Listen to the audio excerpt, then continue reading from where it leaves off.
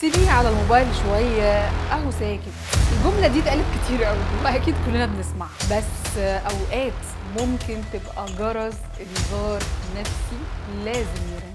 الموبايل التابلت بقى هما المربي الخفي في بيوت كتيرة جدا. من غير ما نحس بنسرق من الطفل لغته، بنسرق من الطفل تركيزه، بنسرق من الطفل نومه وحتى أعصابه. إدمان الشاشات مش مجرد رفاهية ولا حتى الموضوع بسيط، أنا بشوفها إن هي قضية نفسية، قضية تربوية، بتمس كل بيت فيه طفل. هو يعني ايه يعني ادمان شاشات؟ يعني ان الطفل ما يعرفش يهدى غير بالتليفون، يعني يفضل يعيط، يقعد يصوت، يتعصب لما الشاشة تتسحب منه، يفقد الاهتمام باللعب الحقيقي اللي كل الاطفال الطبيعيين بيقعدوا يلعبوا بيه، ان تركيزه يقل وان التفاعل بتاعه يضعف تدريجيا. تفتكروا ليه يعني الاطفال بيتعلقوا بالشاشات قوي كده؟ خليني اقولك لان هي فيها تحفيز عالي جدا للمخ، فيها الوان، فيها صوت، فيها سرعه اداء، فالمخ بيتعود على الاثاره السريعه جدا. كمان غياب البديل، يعني ايه؟ يعني في ملل،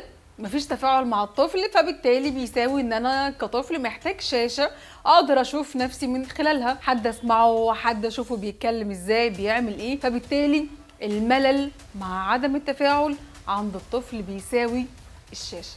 هي راحة مؤقتة للاهل على فكرة، بس ليها تكلفة نفسية غالية وعالية قوي قوي على الطفل. علامات الجرس الانذار النفسي اللي ممكن الطفل يكون بيتعرض ليها واحنا كأمهات واباء ما عندناش اي خلفيه عنها. نقدر نقول ان الطفل يكون عنده تاخر في نمو اللغه، ان الطفل يكون عنده ضعف في التركيز، ان الطفل يكون عنده تشتت في الانتباه، يكون عنده عصبيه وعدوانيه بشكل كبير قوي، ان الطفل يكون عنده اضطرابات في النوم، ما بيعرفش ينام كويس، يحس بالعزله والانطواء بشكل كبير قوي وما يحبش يتكلم ولا يتفاعل مع حد. الشاشه مش هي السبب الوحيد، لكن نقدر نقول ان هي المحفز القوي والكبير لكل الحاجات اللي احنا قلنا عليها من شويه دي. خليني اقول لك ان تاثير الشاشه على حسب عمر الطفل، يعني لو ابنك اقل من سنتين يبقى في مشكله كبيره جدا عند ابنك في الانتباه والتركيز وكمان اللغه. لو الطفل من سنتين ل5 سنين نقدر نقول هيكون عنده ضعف او مشاكل في الخيال، هيبقى عنده فرط حركه بشكل كبير قوي،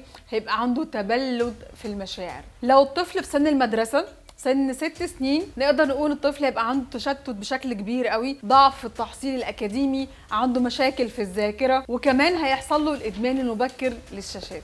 على قد ما نقدر هنحاول نقلل خطر او ضرر ادمان الشاشات على الاطفال. هنعمل ايه؟ مش هقدر امنع ان ابني يستخدم التليفون، ولكن اقدر ان انا اقلل المده، اقعد العب معاه، اشاركه اهتماماته، نعمل اي نشاط حركي او اكتيفيتي جوه البيت او حتى بره البيت، نعمل وقت محدد لكل حاجه جوه البيت، قواعد ثابته ما ينفعش ان هي تتغير، مفيش تفاوض عليها، يعني نحدد وقت معين نتفرج فيه على التليفون او على التلفزيون، نحاول نمنعها او نقللها قبل النوم بحوالي ساعتين 3 على قد ما نقدر. والاهم من كل ده ان انا كأم وكأب ابقى قدوة لابني او بنتي، مش رايحة جاية طول اليوم ماسكة التليفون قدام ابني او بنتي وانا بحاول امنعه، لان الطفل بيقلد مش بيسمع بس.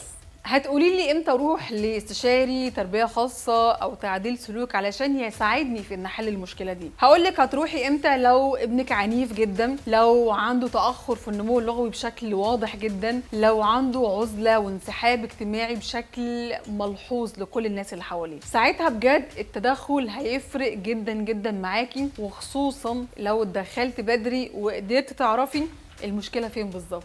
الشاشه مش شيطان، بس استخدامها من غير وعي ده خطر كبير جدا على اولادنا.